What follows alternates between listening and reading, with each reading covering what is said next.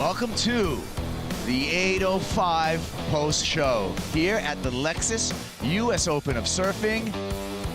Isla Huppets getting some advice from a knowledgeable surfer, Brad Gerlach, with the declassified download after her heat. She is into the quarterfinals. Quarterfinals are set for women, and we are set for the 805 post show. It's myself, Kaipo. That's Rosie Hodge. That's Tanner Godowskis. And Rosie, another 16 heat day. A lot of action going down. So much action. I think the word for today, just adaptability. Watching the conditions from this morning all the way through the afternoon, the surfers that were able to be versatile, light on their feet, and adapt to today's conditions did extremely well. Watching those last heats, it's almost hard to believe that the morning conditions, guys were getting shot out of barrels, getting spit out. So Huntington's showing us everything that it can offer. Oh, wow. That's right. This morning conditions, we had some highlight heats. It started at the round of 32 for the men. Heat number 3, a high-scoring, dramatic affair out here Southside Huntington Beach. And we can take a look at what went down this morning, Rosie. Yeah, it was insane. And it started off with Lucas Cassity locking in this first 8.87.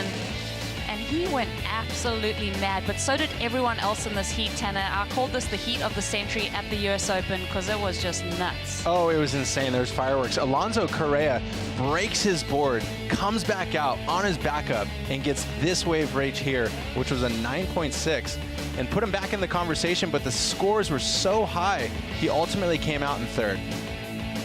9.6 for Alonso, unfortunately not advancing on. Neither did Al Cleland Jr., but Al is solid surfing. Finding the barrel, but Cleland just got outscored.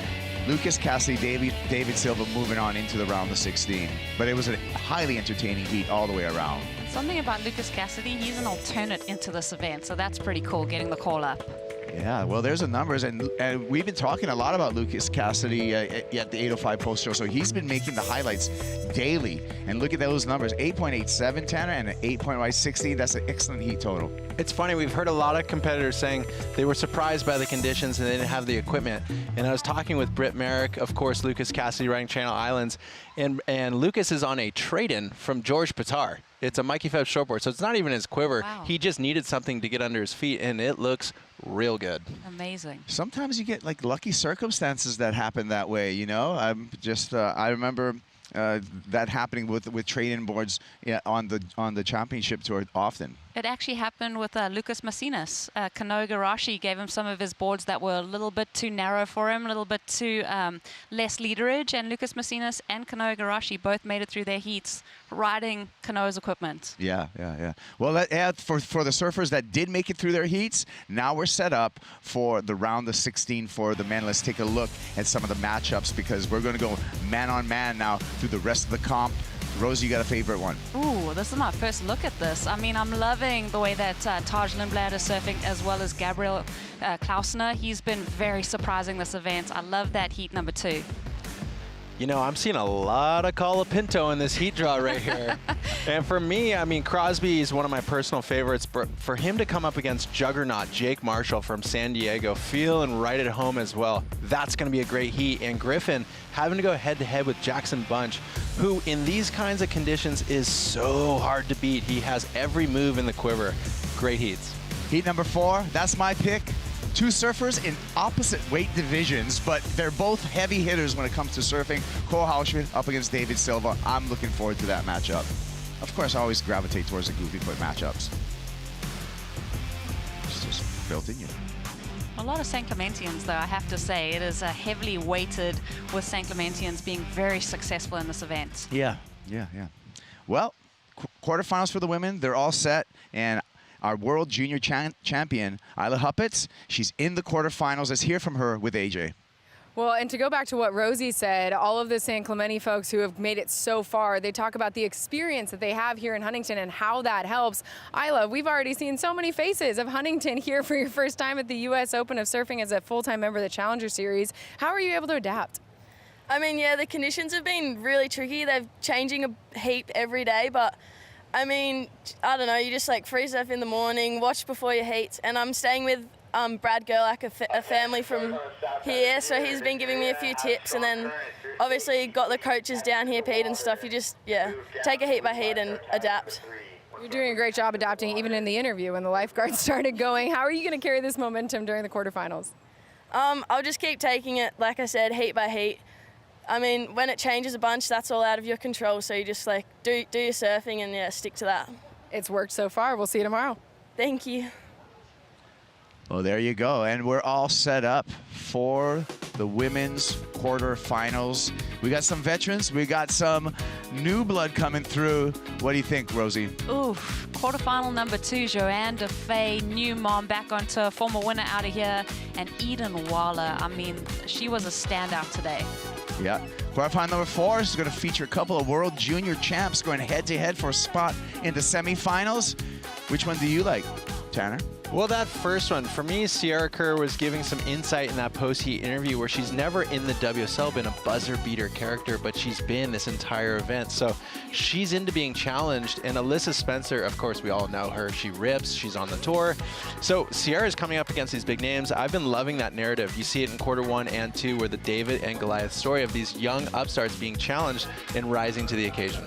Yeah. Eden Walla, I mean, the turn of the event so far in my book. Let's see how she got into the quarterfinals with this kind of surfing. 9-point ride. Absolutely insane. And she needed a 7-point ride up until this moment. Another clutch performance in this round of 16 from the women. I could say it all day. The maturity level from Eden in a short span of time over the last 2 years, watching her come through the ranks, Tanner, has been so amazing. Yeah, and you know, she's putting everybody on notice here, not just the people in this contest. I think the surfing world at large, the World Tour surfers that are watching this broadcast, they're looking at turns like what Eden Walla did in that heat, and they would be amazed. That is pushing progressive surfing forward at her young age. So I mean, the sky's the limit. Yeah. Anat Leilior was in command for most of the heat, but then Eden coming back and celebrating her 17th birthday. So happy birthday, Eden. What a present, a place in the quarterfinals. Yeah, she deserves this. I mean, back in the quarterfinals because she got a quarterfinal finish in Bolito. Can she go deeper into the mix here? Yeah, there was a fun moment actually in Eden's heat in the Red Bull athlete zone. AJ McCord was there. I'm down here with Megan, Eden's mom. What a way to celebrate your daughter's birthday. I know she needs a score right now here at the U.S. Open, but just tell me how special it is for her to get to compete. And there we go. There we go. What do you think, Mama? I like that turn. She needed that turn. How special is it to see her here competing at the U.S. Open on her birthday? It's incredible. Sorry. It's incredible. I don't know. And yeah, it's nothing else she'd probably rather be doing, honestly. How did she fall in love with surfing at such an early age? Oh, just surfing on her dad's longboard, tandeming with dad, and then going down to Baja all the time and just having fun in the water. She just, even if she's not catching waves, she just wants to be in the water. She loves, that's her happy place. I feel that. A lot of us do. We'll let you get back to watching Eden, but you know, could be worse. Doing something you love on your birthday, that's what Eden's doing here at the U.S. Open. That was fun. All right, well, we're going to move on because we're looking forward, not backward. We're looking forward, and to look forward, we ring up Wave Track? No, Surfline. It started as Wave Track, and we're going to go through our Surfline forecasts for the Lexus U.S. Open of Surfing. Tanner, what are we expecting here? Looks like we still got some action in the Pacific. I mean, if you could believe we still have action, yes, that is the truth. It has been so good. Every single day has seemingly improved in these mornings. It's gotten more refined. It's collected itself in a way, and the swell keeps coming. So we're going to go into the weekend looking at 4 to 6 foot, and then by Sunday, it's going to back off just a little bit. But to be honest, as we've seen the conditions come down in size, we've seen the progression go up, and that bar will continue to raise as these sections become more manageable for these progressive surfers. Yeah, less battling with the Pacific and more performing on the south side of Huntington Pier. So, and we're talking about performance. How we focus on performance is our board and brew top 5. Let's get into the top 5 right now. Number 5. how we started off our day. Heat number 1, Jake Marshall, Rosie, he made it look easy. He was so precise, like an orca taking out a great white shark. The guy was just clinical in his approach. I think he only caught 3 waves. That's all he needed. He got that 817 and then the 7.0 to back it up. I mean, just so refreshing to see someone this professional. Yeah, just smooth. The wave choice was on point, and the performance just kept it tight right there. Jake Marshall on to the round of 16. That's a nice trot up the beach, too. Number 4, hometown, 2-time winner. Everything goes Kanoa Igarashi's way here in HB. I mean, you're coming to HB and you're getting to compete against Kanoa Igarashi in his prime. He's looking to make it 3 times at the US Open. I got to call this heat, and to be honest, he did it with ease. He dismantled the entire field with monstrous layback turns like that. Jamie O'Brien was in the booth and he kept calling, air reverse is gonna happen, air reverse is gonna happen. And it's almost like a video game surfer with Kanoa at this point. He's able to bring the variety, every single maneuver, razor sharp, but he just knows this lineup so well. He's been surfing here his entire life, so he's waking up in his own bed and he's hungry to win. Number 3, Sierra Kerr with a buzzer beater row. That's been the theme for Sierra Kerr. You know, her last 2 heats, she's had to do it on her last wave. I mean, even when you look at the number, it's a 5.87 on this occasion. Don't let that kind of mid-range score fool you. This woman had to go all grit on this last wave. I think it was about 10 seconds remaining when her hands left the rail, and everyone's celebrating. Sierra Kerr is on through to the quarterfinals. She got a quarterfinals at Bolito. Let's see how she backs it up. Number 2, it's a roller coaster. Sometimes you rip so hard, you bust your stick. Alonso Correa. This is indicative of the warrior spirit that we love. Alonso taking a heavy fall, literally breaking his surfboard. Fin gets blown out. He has to find a new game plan and a new strength, and guess what? He gets a 9.6. I don't know if I've ever seen a barrel this good in Huntington Beach. He hit the brakes again, doggy doors out. An incredible performance for Alonso, and ultimately he didn't end up making the heat, but to be honest, it's moments like this that you have great takeaway, that it doesn't matter how you fall, it matters how you get back up. Yeah. One judge even went 10 on this ride for Alonso Correa, our number 2 moment. Number 1, it's her day, it's her birthday, and she's got the turn of the day, Rosie, Eden Walla. Yeah, this kind of performance is indicative of the heart and the spirit of Eden Walla. So amazing to see her fight her way back in this heat, to have this clutch performance, and that's really going to propel that momentum in her favor as she moves through to finals day and on her 17th birthday. That's just so nuts to see someone so young compete with such composure.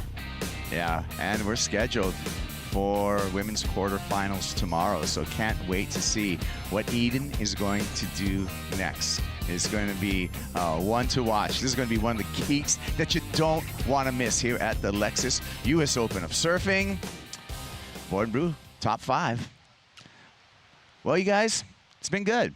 It's been another great day here in Southern California. Thank you, Rosie. Thank you, Tanner. Let's do it all over again tomorrow. We'll have a little bit of a later start tomorrow, 7:30 call for an 8 o'clock start here at Huntington Beach. Again, thank you, guys. Enjoy the end of day highlights, and we'll see you tomorrow morning.